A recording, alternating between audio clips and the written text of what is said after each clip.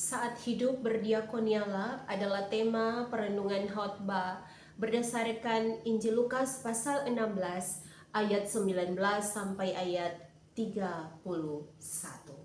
Saudara, mengapa ketika mati Lazarus masuk surga dan orang kaya masuk neraka? Mengapa ketika mati dicatat di ayat 22 Lukas pasal 16 bahwa oleh malaikat Lazarus dibawa ke pangkuan Abraham. Sementara di ayat yang ke-23 ketika orang kaya itu mati, ia menderita sengsara di alam maut atau kerajaan maut.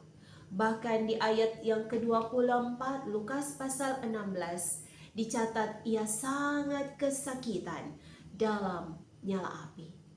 Apakah karena Lazarus miskin dan menderita selama hidupnya di dunia, sedangkan orang kaya hidup enak? Lalu setelah mati keadaan menjadi terbalik, seperti yang dikatakan oleh Abraham di ayat yang ke-25. Saudara, jawabnya adalah tidak. Karena bisa saja orang miskin juga ketika mati masuk ke alam maut. Lalu pertanyaannya, apakah dosa orang kaya itu sehingga ia masuk ke dalam alam maut menderita siksa api kekal? Saudara, jawabannya adalah karena ia tidak menolong Lazarus. William Barclay berkata, bukan apa yang dilakukan, tetapi apa yang tidak dilakukan yang memasukkannya ke dalam neraka. Karena itu saudaraku, Yakobus 4 ayat 17, jadi jika seorang tahu bagaimana ia harus berbuat baik, tetapi ia tidak melakukannya, ia berdosa. Saudara, ketika kita tahu bahwa kita harus berbuat baik tetapi kita tidak melakukannya, firman Tuhan mencatat kita berdosa. Demikian juga dalam Injil Matius pasal 25 ayat 41 sampai ayat 46 demikian.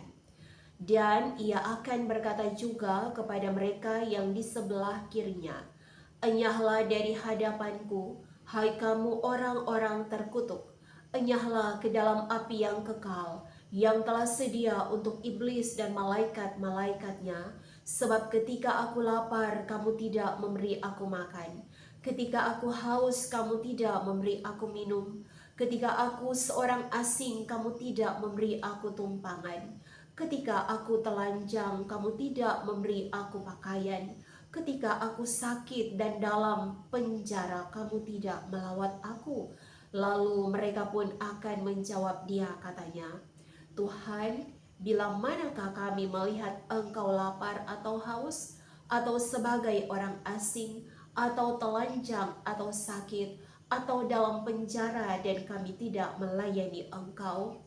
Maka ia akan menjawab mereka, aku berkata kepadamu, sesungguhnya segala sesuatu yang tidak kamu lakukan untuk salah seorang dari yang paling hina ini, kamu tidak melakukannya juga untuk aku. Dan mereka ini akan masuk ke tempat siksaan yang kekal, tetapi orang benar ke dalam hidup yang kekal. Karena itu saudara, pada saat kita memikirkan dosa, jangan hanya memikirkan hal salah apa yang telah kita perbuat, tetapi pikirkanlah juga hal baik apa yang tidak kita lakukan. Seperti yang pertama, di saat-saat waktu bersekutu, justru kita disebutkan dengan pekerjaan kita. Apakah ibadah hari Minggu atau ibadah Bipra dalam gereja masih Injili di Minahasa? Ataukah kita tidak berdoa tak kala kita hendak makan, kita hendak tidur, atau kita hendak beraktivitas, kita tidak berdoa? Atau kita tidak mengasihi, kita tidak patuh anak-anak kepada orang tua, kita tidak memberi teladan orang tua kepada anak, suami tidak setia, istri tidak setia, keluarga Kristen tidak melakukan apa yang Tuhan mau. Saudaraku, hari ini ketika tema datang saat hidup berdiakonialah, Mari belajar dari orang kaya tadi. Saat dia makan, dia berpesta pora.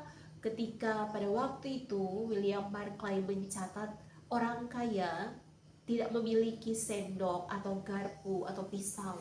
Mereka makan dengan tangan, dan tak kala mereka hendak membersihkan tangan, tangan mereka diusapkan pada potongan roti, dan roti itulah yang dibuang. Saudara, roti itulah yang ditunggu-tunggu oleh Lazarus, tetapi orang kaya justru tidak melakukannya. Diakonia artinya menyediakan makanan di meja untuk majikan. Orang yang melakukannya disebut diakonos, dan pekerjaannya disebut diakonia. Lukas pasal 17 ayatnya yang ke-8. Bagaimana cara kita saat ini berdiakonia, saudara? Tak kalah kita memberikan persembahan dalam bentuk apapun juga, tahukah kita bahwa segala sesuatunya juga akan dilakukan oleh gereja untuk menopang, untuk membantu orang-orang yang sakit, keluarga yang berduka, mereka yang tersisihkan, mereka yang terpinggirkan. Berbagai program-program gereja harus ditopang dengan persembahan, bahkan juga dengan pemberian diakonia. Saudara, diakonia bukan hanya juga bicara tentang uang, tetapi juga firman dan doa. Ketika ada pelayanan firman yang menguatkan, maka itulah diakonia. Saudara, tritugas panggilan gereja bersaksi, bersekutu, dan melayani. Gereja bisa hidup tanpa gedung, tetapi gereja sesungguhnya tidak bisa hidup tanpa berdiakonia. Maka selagi hidup, berdiakonia.